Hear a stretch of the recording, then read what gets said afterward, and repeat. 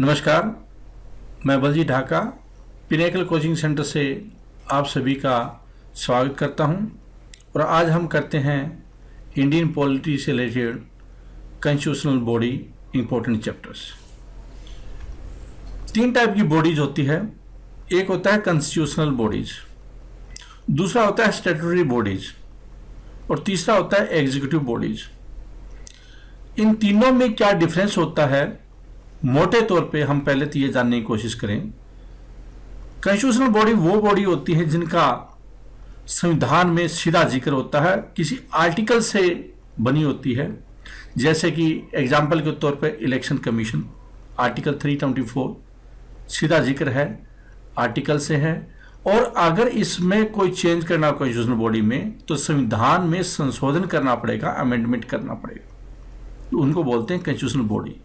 इसका मतलब कि वो सीधा सरकार के अधीन काम नहीं करती कॉन्स्टिट्यूशनल बॉडी, वो इंडिपेंडेंट कॉन्स्टिट्यूशनल बॉडीज होंगी, जैसे कि यूपीएससी या कैग, इलेक्शन कमीशन एग्जाम्पल के तौर पे। और 10 कॉन्स्टिट्यूशनल बॉडीज मोटे तौर पे होती है। सुप्रीम कोर्ट, हाई कोर्ट या प्राइम मिनिस्टर और प्रेसिडेंट के ऑफिस को छोड़ दिया जाए, 10 कॉन्स्टिट्यूशनल बॉडीज जो आमतौर पे एग्जाम पॉइंट से डिस्कस की जाती है। दूसरा होता है स्टैट्यूटरी बॉडीज। कई बार इसको नॉन कॉन्स्टिट्यूशनल बॉडी भी बोला जाता है। नॉन कॉन्स्टिट्यूशनल बॉडी तो कुछ भी हो सकती है, जैसे कि स्टैट्यूटरी बॉडी हो गई और एग्जीक्यूटिव बॉडी। लेकिन स्टैट्यूटरी बॉडी जिनका कि पार्लियामेंट के एक्ट से वो बॉडीज बनती है, संवैधानिक बॉडी तो संस्थाएं नहीं होती, वो इसका संविधान में सीधा आर्टिकल के जरिए जिक्र नहीं होता और संविधान में परिवर्तन करने की जरूरत नहीं होती अगर उनमें कोई संशोधन करना हो। जबकि कॉन्स्टिट्यूशनल बॉडी में अगर कोमा भी उनके कंपोजिशन में या चेंज करना हो तो कॉन्स्टिट्यूशनल अमेंडमेंट माना जाएगा। तो अगर हम बात करें संविधान में परिवर्तन करना पड़ेगा, मतलब उस आर्टिकल में परिवर्तन करना पड़ेगा। लेकिन स्टैट्यूटरी बॉडी के केस में पार्लियामेंट के एक्ट से ही, पार्लियामेंट के थ्रू सरकार सिंपल मेजोरिटी से उनमें चेंज कर सकती है। एग्जाम्पल के तौर पे जैसे RBI act, banking act, IRDA act, pension जो पीएफआरडीए होता है वो एक्ट, ये सारे जो एक्ट होती हैं, एक्ट के जरिए जो बनी होती है, वो स्टैट्यूटरी बॉडीज होती है। और तीसरी जो बॉडीज होती है वो होती है एग्जीक्यूटिव बॉडीज। वो कौन सी होती है? न तो वो पार्लियामेंट के एक्ट से बनी होती है, न ही उनका कोई संविधान में आर्टिकल होता है, मतलब कॉन्स्टिट्यूशनल बॉडी होती है। वो सरकार द्वारा कैबिनेट के रेजोल्यूशन से बनती है, मतलब कि उनमें चेंज करना सबसे आसान काम होता है। वो चेंज होता रहता है उनमें। कई तो बॉडी ऐसी होती है, बनती है और फिर उसके बाद उनको ध्वस्त किया चला जाता है, ध्वस्त कर दिया जाता है। लेकिन कुछ एक होती है बॉडी, वो इंपॉर्टेंट होती है, हालांकि उनका पार्लियामेंट और कॉन्स्टिट्यूशनल बॉडी के रूप में संविधान में उनका जिक्र नहीं होता। एग्जाम्पल के तौर पे पहले प्लानिंग कमीशन होता था, एग्जीक्यूटिव बॉडी होती थी। अब नीति आयोग है प्लानिंग कमीशन की जगह पे। नीति आयोग है वो कैबिनेट रिजोल्यूशन से बना है। प्राइम मिनिस्टर ने 15 अगस्त को घोषणा कर दी कि हम लोग प्लानिंग कमीशन को भंग कर रहे हैं, उसकी जगह पे नीति आयोग आएगा। तो इस तरह से वो बनाई जा सकती है एग्जीक्यूटिव बॉडी, क्योंकि उसमें पार्लियामेंट में जाने की जरूरत नहीं है या कोई कॉन्स्टिट्यूशन फेरबदल करने की आवश्यकता नहीं होती। तो 3 टाइप की बॉडीज है, आपको दिमाग में बिठाना है।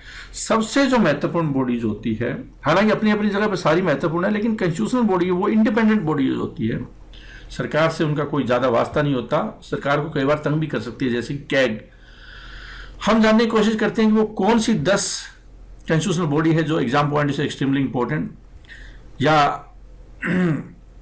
आपको उनके बारे में पूरा नॉलेज होना चाहिए। एक है सबसे इंपॉर्टेंट चुनाव आयोग, election commission constitutional body. UPSC, संघ लोक सेवा आयोग, आपने नाम सुना हुआ इसका, जो कि आईएएस वगैरह के एग्जाम कंडक्ट ये करवाता है। इलेक्शन कमीशन जो इंडिया में लोकसभा, राज्यसभा, विधानसभा, विधान परिषद, प्रेसिडेंट, इन सब के इलेक्शन जो इलेक्शन कमीशन करवाता है। फिर है स्टेट पब्लिक सर्विस कमीशन। हर राज्य में अपना अपना एक पब्लिक सर्विस कमीशन होता है। जैसे हरियाणा में Haryana public service commission, Punjab में Punjab public service commission, Rajasthan में राजस्थान पब्लिक सर्विस कमीशन। इस तरह से हर राज्य का अपना एक राज्य सेवा लोक आयोग होता है। फिर आता है वित्त आयोग, फाइनेंस कमीशन। प्लानिंग कमीशन या नीति आयोग ये एग्जीक्यूटिव बॉडी थी, लेकिन फाइनेंस कमीशन है वो कॉन्स्टिट्यूशनल बॉडी है। प्रेसिडेंट नियुक्त करता है, संविधान में बाकायदा इसके बारे में एक आर्टिकल है। नेशनल कमीशन फॉर एससी और नेशनल कमीशन फॉर एसटीज, ये भी कॉन्स्टिट्यूशनल बॉडी है। जो बैकवर्ड क्लास से रिलेटेड कमीशन है वो कॉन्स्टिट्यूशनल बॉडी नहीं है, आपको ये दिमाग में रखना होगा। या फिर जैसे कि एग्जांपल के तौर वुमेन कमीशन, महिला आयोग जिसको बोलते हैं, वो कॉन्स्टिट्यूशनल बॉडी नहीं है। या फिर जो मानवाधिकार आयोग जिसको बोलते हैं, नेशनल ह्यूमन राइट कमीशन, वो कॉन्स्टिट्यूशनल बॉडी नहीं होता। तो कौन सी कॉन्स्टिट्यूशनल बॉडी है ये याद रखना इंपॉर्टेंट होगा। फिर है special officer for linguistic minority. इसके बारे में अलग से आर्टिकल है संविधान में कि भाषाई अल्पसंख्यकों से रिलेटेड एक विशेष अधिकारी होगा। ये कॉन्स्टिट्यूशनल पोजीशन है, कॉन्स्टिट्यूशनल बॉडी है। फिर है CAG, controller and auditor general of India. इसके बारे में हम डिटेल से पढ़ेंगे सभी कॉन्स्टिट्यूशनल बॉडी के बारे में, लेकिन अभी हम लोग देख रहे हैं कौन सी कॉन्स्टिट्यूशनल बॉडी है। भारत के नियंत्रण में महालेखा परीक्षक, हिंदी में बोलते हैं इनको। Attorney general and solicitor general of India, ये भी कॉन्स्टिट्यूशनल बॉडी, इनका संविधान में सीधा जिक्र। भारत के सबसे बड़ा जो लॉ ऑफिसर होता है अटॉर्नी जनरल बोला जाता है। अटॉर्नी जनरल के अंडर सॉलिसिटर जनरल काम करते हैं। फिर advocate general of the state, जैसे केंद्र में सबसे बड़ा जो लॉ ऑफिसर होता है अटॉर्नी जनरल, वैसे ही एडवोकेट जनरल होता है, वो राज्य का सबसे बड़ा वकील होता है, राज्य को रिप्रेजेंट करता है न्यायिक लीगल इश्यू पे, उनको बोलते हैं advocate general of the state, राज्य के महाअधिवक्ता। तो ये थी कॉन्स्टिट्यूशनल बॉडी। अब सबसे पहले जिक्र आता है इलेक्शन कमीशन का। एक एक करके हम लोग सभी डिस्कस करेंगे। सबसे पहले डिस्कस करते हैं इलेक्शन कमीशन। परमानेंट बॉडी है, इंडिपेंडेंट बॉडी है, क्योंकि कॉन्स्टिट्यूशनल बॉडी है, सरकार से इनका कोई ज़्यादा लेना देना नहीं है। यहाँ तक कि आपने देखा होगा अभी यूपी के इलेक्शन चल रहे हैं या पंजाब में इलेक्शन है, हर जब इलेक्शन होते हैं तो इनके आदेश होते हैं, वो प्राइम मिनिस्टर और चीफ मिनिस्टर सबको मानना पड़ता है उनको। और इनका काम होता है फ्री एंड फेयर इलेक्शन करवाना, निष्पक्ष रूप से स्वतंत्र, बिना किसी दबाव के लोग वोट डाल सके, ये इनका काम होता है। आर्टिकल 324 कई बार एग्जाम में आ जाता है कि इलेक्शन कमीशन से रिलेटेड निम्नलिखित में से कौन सा आर्टिकल है, तो अनुच्छेद 324 इनका संबंध इलेक्शन कमीशन से होता है। कंडक्ट इलेक्शन ऑफ, और एक क्वेश्चन मैं पूछूं आपसे कि क्या जो स्टूडेंट यूनियन के कॉलेज में इलेक्शन होते हैं वो कौन करवाता है? क्या इलेक्शन कमीशन करवाएगा? या जो पंचायतों के इलेक्शन होता है क्या उनको इलेक्शन कमीशन कराएगा? आंसर है नहीं। इलेक्शन कमीशन ऑफ इंडिया की बात हम कर रहे हैं, और वो जो इलेक्शन करवाते हैं वो है पार्लियामेंट के, जिसमें कि लोकसभा, राज्यसभा, स्टेट लेजिस्लेचर, जिसमें राज्य की विधानमंडल, विधानसभा और विधान परिषद, विधानमंडल में विधानसभा और विधान परिषद, इनके इलेक्शन, राष्ट्रपति और उपराष्ट्रपति के, ये इलेक्शन है वो इलेक्शन कमीशन ऑफ इंडिया करवाता है। बाकी के इलेक्शन वो नहीं करवाता। जैसे कि एग्जांपल के तौर पर पंचायत और म्यूनिसिपैलिटी जो इलेक्शन होता है वो स्टेट इलेक्शन कमीशन करवाता है। 73rd और 74 कॉन्स्टिट्यूशनल अमेंडमेंट 1992 में हुआ था, जिसमें कि अलग प्रोविजन है इनका इलेक्शन कराने के लिए, स्टेट इलेक्शन कमीशन। और अगर मैं बात करूं कि जैसे लोकसभा स्पीकर का इलेक्शन करवाना हो, राज्यसभा लोकसभा स्पीकर या डिप्टी स्पीकर का इलेक्शन कराना हो, तो वो पार्लियामेंट खुद इलेक्शन करती है, उसमें इलेक्शन कमीशन ऑफ इंडिया का कोई रोल नहीं होता। अब आता है इसकी कंपोजिशन कि इलेक्शन कमीशन में कौन कौन होगा। एक बहुत बड़ी बिल्डिंग, और बिल्डिंग में बहुत सारे अधिकारी होंगे, आईएएस ऑफिसर होंगे, secretary, joint secretary, deputy secretary और बहुत सारा स्टाफ। लेकिन उसको जो रिप्रेजेंट करता है, जो बॉडी होगी टॉप, वो होगी इलेक्शन कमीशन चीफ, जिसमें चीफ इलेक्शन कमिश्नर होंगे। चीफ इलेक्शन कमिश्नर 1950 मतलब 1950 में इलेक्शन कमीशन बना था, तब से लेकर 1989 तक सिर्फ एक मेंबर बॉडी होती थी इलेक्शन कमीशन में, चीफ इलेक्शन कमिश्नर होते थे। लेकिन 1989 में जो एज थी वो 21 साल से घटाकर 18 साल कर दी गई थी, जो वोट डालते हैं उनकी। यूनिवर्सल अडल्ट फ्रेंचाइज बोलते हैं, जो सभी लोग वोट डाल सकते हैं। इसका मतलब बहुत सारे लोग नए वोट डाल सकते थे, तो काम अचानक बहुत ज़्यादा बढ़ गया था। इसके लिए संविधान में संशोधन करना पड़ा। 61st कॉन्स्टिट्यूशनल अमेंडमेंट 1989 में ये इम्प्लीमेंट हुआ, और उसमें 2 इलेक्शन कमिश्नर को और ऐड कर दिया गया, मतलब ये मल्टी मेंबर बॉडी बना दी गई। और हालांकि उसके बाद 1991 में एक बार इसको दोबारा से चीफ इलेक्शन कमिश्नर का सिंगल मेंबर बॉडी बनी, लेकिन उसके बाद 93 में दोबारा इसको मल्टी मेंबर बॉडी बन गई थी। तो तभी से आज तक मल्टी मेंबर बॉडी है। इसमें अगर आप लोग थोड़ा वाकिफ हैं पॉलिटिकल डेवलपमेंट पे, तो टीएन शेषन का रोल आता है 1991 के आसपास। उन्होंने इलेक्ट्रल रिफॉर्म्स करने में बहुत बड़ा योगदान दिया, और बाद में वो राष्ट्रपति कैंडिडेट के लिए, या उपराष्ट्रपति में ध्यान नहीं है, उपराष्ट्रपति कैंडिडेट के लिए भी इलेक्शन उन्होंने लड़ा था। हालांकि वो हार गए थे, लेकिन एक जमाने में 90s के दशक में उनकी तूती बोलती थी। Appointment is done by the president. जो इनकी अपॉइंटमेंट होती है, कॉन्स्टिट्यूशनल बॉडी है चीफ इलेक्शन कमिश्नर, या जो 2 इलेक्शन कमिश्नर हैं मल्टी मेंबर बॉडी में, इनकी अपॉइंटमेंट राष्ट्रपति द्वारा की जाती है, इनका नियुक्ति। President may also appoint regional commissioner after consultation with the election commission to assist election commission। अब ये तो नेशनल स्तर पर हुआ, लेकिन हर रीजन में इनको सपोर्ट देने के लिए इनकी अनुमति से, इलेक्शन कमीशन की अनुमति से राष्ट्रपति महोदय वो रीजनल कमिश्नर अपॉइंट कर सकते हैं। सैलरी एंड अलाउंसेस जो होती है, चीफ इलेक्शन कमिश्नर और जो दोनों 2 इलेक्शन कमिश्नर, उन दोनों की बराबर होती है, उनके काम सारे बराबर होते हैं। चीफ इलेक्शन कमिश्नर वो चेयरमैन होगा अगर ये यहाँ पे मल्टी मेंबर बॉडी है उस केस में।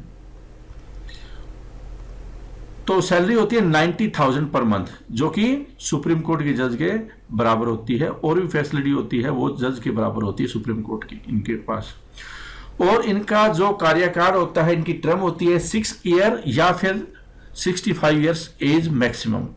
तो अगर मान लो कोई 63 ईयर्स में चीफ इलेक्शन कमिश्नर या इलेक्शन कमिश्नर बनता है, और जैसे उसकी 65 एज हुई तो उनका नाम ये रिटायर हो जाएंगे वहां से।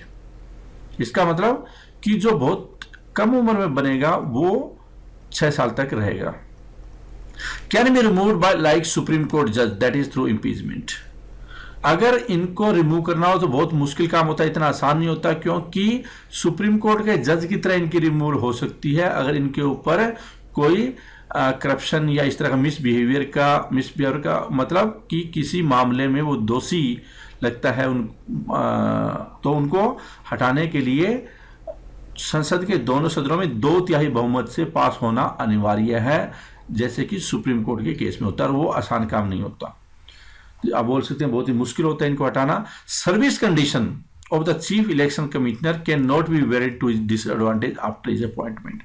अगर इनको एक बार जो फैसिलिटीज वगैरह या सर्विस कंडीशन इनको बता दी गई है, उनके खिलाफ मतलब कम नहीं की जा सकती, बढ़ाई जा सकती है। फैसिलिटी कम नहीं की जा सकती, बढ़ाई जा सकती है, ताकि वो इंडिपेंडेंट महसूस करे और बिना दबाव के काम कर पाए। Constitution has not prescribed qualification, legal, educational, administrative, इस तरह की कोई क्वालिफिकेशन है उनसे इलेक्शन कमीशन में नहीं है। आप बोल सकते हैं ये एक नेगेटिव फैक्टर के रूप में भी देख सकते हैं इसको, कि इतनी बड़ी पोस्ट है और ऐसा कोई कॉन्स्टिट्यूशन में बताया नहीं गया कि वो कौन होगा, उनकी बैकग्राउंड क्या होगा। वो कोई भी हो सकता है। आमतौर पर ये अलग बात है कि ज़्यादातर ये IAS ऑफिसर होते हैं, लेकिन कोई ज़रूरी नहीं है। Constitution has not debarred the retiring election commissioner from any further appointment by the government।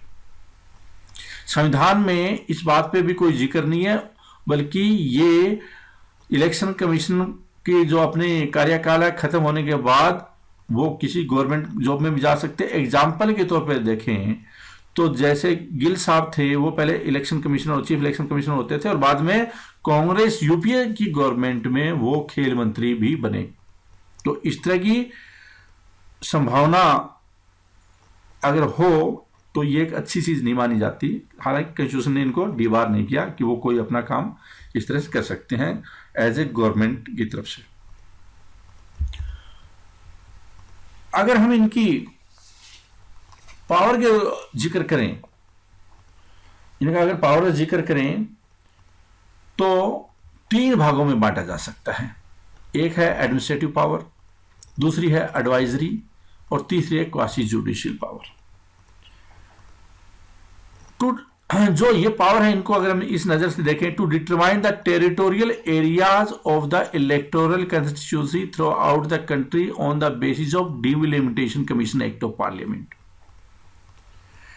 ये डिलिमिटेशन कमीशन क्या होता है?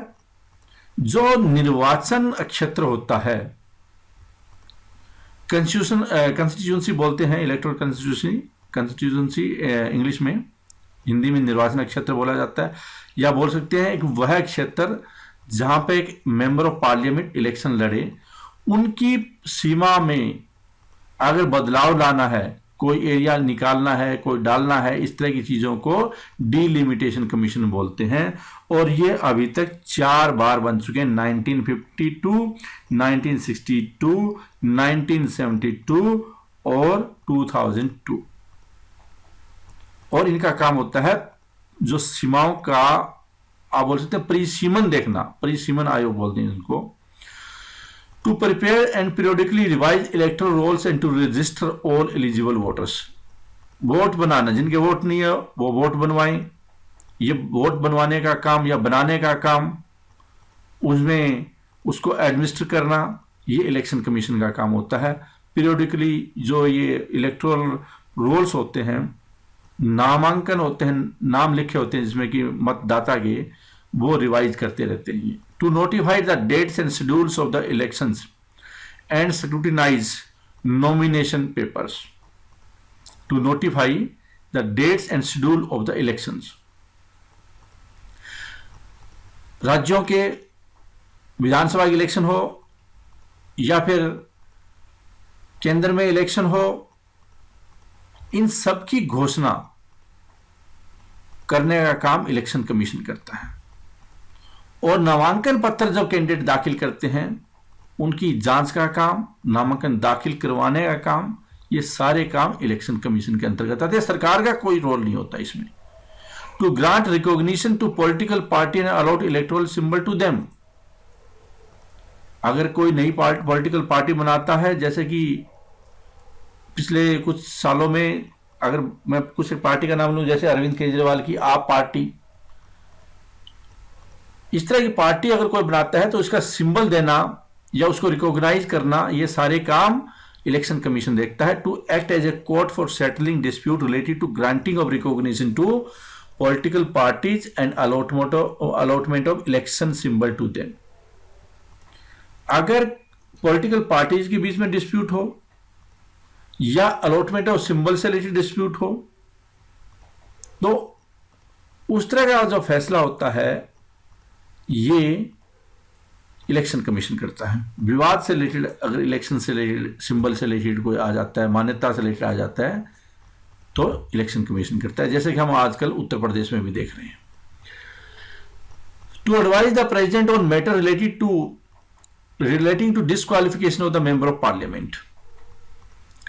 अगर किसी एमपी ने इलेक्शन के टाइम पे सही इंफॉर्मेशन नहीं दी, कुछ जब नामांकन पत्र में गड़बड़ी उसने की, या एक फिक्स डेट में, आमतौर पे 1 महीने में जो चुनाव खर्चा होता है उसका ब्यौरा देना होता है, इलेक्शन कमीशन ने वो गलत दिया, नहीं दिया, इस तरह का कोई भी अगर मामला बनता है जहां पे डिस्क्वालिफिकेशन की आशंका होती है, तो ऐसे मामलों में चुनाव आयोग प्रेसिडेंट को एडवाइस देगा और डिस्क्वालीफाई कर सकता है एमपी को।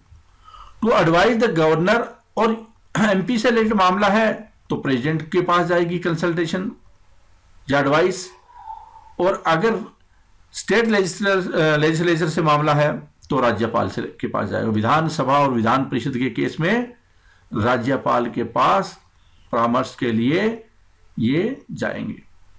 To appoint officer for for inquiring into the dispute related to electoral arrangement. जो ऑफिसर्स होते हैं ताकि अरेंजमेंट किया जाए समय पर फ्री एंड फेयर इलेक्शन हो, इससे रिलेटेड अलग अलग डिस्ट्रिक्ट में या पूरे राज्य में ऑफिसर अपॉइंट करने होते हैं, ये काम इलेक्शन कमीशन करता है। To prepare a roster for publicity of policies of the political parties on radio and TV in times of election. कार्य रोस्टर होता है कार्यसूची। किस बात की कार्यसूची? सरकारी रेडियो और टीवी पे जो मान्यता प्राप्त दल हैं उनको समय दिया जाता है कि वो अपनी बातों को, अपने विचारों को, अपनी नीतियों को जनता के सामने रखें। और ये किसको कितना समय देना है, कौन सा समय देना है, इसका फैसला इलेक्शन कमीशन करता है। To determine the code of conduct to be observe by the parties and the candidate at the time of election. Code of conduct, चुनाव आचार संहिता, जिससे कि इलेक्शन बिना किसी व्यवधान के जनता वोट डाल पाए, उसकी सुनिश्चित करना निर्वाचन आयोग का काम होता है, इलेक्शन कमीशन का काम होता है। और भी काम होते हैं, जैसे कि अगर रिगिंग होती है, बूथ कैप्चरिंग होती है या कोई वायलेंस होती है, इरेगुलरिटी समझ में आती है, तो इलेक्शन कमीशन इलेक्शन को रद्द कर सकता है, दोबारा इलेक्शन करवा सकता है। और मान लो स्टाफ की जरूरत होती है इलेक्शन को मैनेज करने के लिए, तो राज्यों का इलेक्शन है तो गवर्नर को या फिर एमपी सिलेक्टेड प्रेसिडेंट को, तो गवर्नर और प्रेसिडेंट से वो दरख्वास्त करेंगे कि उनको स्टाफ दिया जाए। और वो जब स्टाफ डेपुटेशन पे चला जाता है इलेक्शन कमीशन पे या इलेक्शन के दौरान, तो जो सीएम होता है या पीएम होता है उनका कोई रोल नहीं होता। मतलब कि अगर डीसी है और जब इलेक्शन हो रहे हो, डिप्टी कमिश्नर इलेक्शन के टाइम में रिपोर्टिंग होगी, वो इलेक्शन कमीशन को करेंगे। और कई बार ऐसे हालात होते हैं किसी राज्य में कि वहां पे 6 महीने 1 साल तक भी इलेक्शन नहीं हुआ और उस दौरान मान लो अशांति थी, तो हालात ठीक हुए नहीं हुए, इसका फैसला कौन करेगा? क्या सरकार करेगी? नहीं, इलेक्शन कमीशन है ये फैसला, ये अपनी राय प्रेसिडेंट को के पास भेजेंगे और फिर आप बोल सकते हैं ये डिसीजन लेंगे। प्रेसिडेंट के पास तो नामात्र राय जाती है, आखिरी फैसला हो चुका होता है, इलेक्शन कमीशन ने अपनी बात सुना दी है। अगर पॉलिटिकल पार्टी को रजिस्टर करना है इलेक्शंस के लिए या कोई उनको नेशनल पार्टी होती है या रीजनल पार्टी होती है, इनका फैसला कौन करेगा? नेशनल पार्टी है या रीजनल पार्टी, ये भी इलेक्शन कमीशन करता है। और इलेक्शन कमीशन होता है वो डिप्टी इलेक्शन कमिश्नर उसको सपोर्ट करते हैं। मतलब जो एक मेंबर, ये 3 मेंबर बॉडी है, इनको सपोर्ट करने के लिए डिप्टी इलेक्शन कमिश्नर होते हैं जो आईएएस ऑफिसर होते हैं। उनके नीचे secretary, deputy secretary, under secretary, पूरा सेक्रेटेरिएट स्टाफ है होता है कमीशन की बिल्डिंग में जो बैठता है। और स्टेट लेवल पर इलेक्शन कमीशन है वो चीफ इलेक्टोरल ऑफिसर, जो चीफ इलेक्शन कमिश्नर है वो अपॉइंट करेंगे, वो मैनेज करते हैं। चीफ इलेक्टोरल ऑफिसर राज्य का सबसे बड़ा निर्वाचन अधिकारी होता है एमपी और एमएलए के इलेक्शन को करवाने के लिए। और डिस्ट्रिक्ट लेवल पे कलेक्टर की भूमिका होती है, डिस्ट्रिक्ट रिटर्निंग ऑफिसर का काम करता है जब इलेक्शन होते हैं उस टाइम में। और वो रिटर्निंग ऑफिसर को अपॉइंट करते हैं हर कंस्टिट्यूंसी के लिए, हर निर्वाचन क्षेत्र के लिए। और प्रिजाइडिंग ऑफिसर होता है हर बूथ पे, एक जो बूथ स्टेशन होता है जहां पे वोट पड़ते हैं वहां पे उसके अधिकारी को बोलते हैं प्रिजाइडिंग ऑफिसर। तो ये है जानकारी इनसे रिलेटेड। तो मेन आप बोल सकते हैं ये कॉन्स्टिट्यूशनल बॉडी बहुत ही अहम बॉडी जो देश की डेमोक्रेसी को बचाने में निर्णायक भूमिका निभा रही है। और इंडिया का इलेक्शन कमीशन है वो पूरे वर्ल्ड में जाना जाता है। और जापान या बहुत सारे जो देश है नया संविधान बनाते हैं या जहाँ पे ऑब्जर्वर के रूप में इंडिया को बुलाया जाता है, इंडिया के इलेक्शन कमिश्नर को, तो ये इंडिया के लिए भी एक गर्व का विषय है कि किस तरह से इंडिया सबसे बड़ी डेमोक्रेसी माना जाता है पूरे वर्ल्ड में, और है भी। उसमें किस तरह से इलेक्शन होता है, और जो ये इलेक्ट्रॉनिक वोटिंग मशीन होती है, इसका तजुर्बा जो अपनाया है इंडिया ने, वो बहुत ही काबिल तारीफ है और पूरे वर्ल्ड में इसकी सराहना की जाती है। Thank you very much for watching this presentation. All the best.